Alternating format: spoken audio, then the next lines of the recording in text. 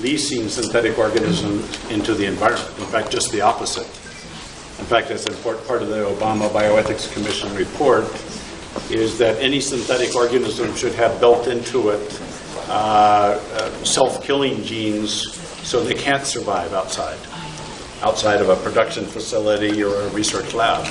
And this is how the scientific community has worked for the last many decades with molecular biology. The E. coli that we use in the laboratory cannot survive outside of the laboratory.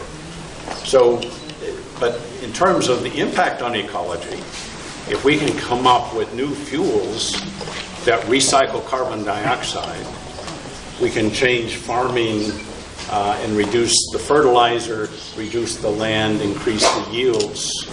The best beneficiary, aside from the human population, will be environment on our planet.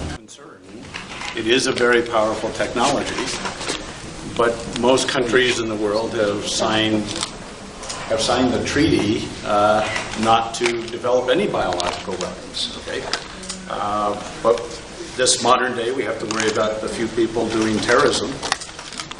But there's really no difference of dealing with a biological warfare event than dealing with a new emerging infection like H1N1 flu. We have to have new antivirals and new antimicrobials, and a much bigger threat to the population are new emerging infections. But we always have to be careful with the possibility of people wanting to do harm. We need to be sure that the labs are taking the necessary steps to preserve security. Absolutely. Okay, thank you. It's still early in this new field of genomics. It's been 12 years since my team sequenced the genome for the first time. And it's 6 billion letters of genetic code. And it's a lot of information to understand. But just to give you one example, Pfizer was doing a clinical trial with a new drug to treat lung cancer. And the drug failed the clinical trial until it was discovered that people with just one letter different in their genetic code and one gene, if they had that one letter change, that drug would treat their lung cancer.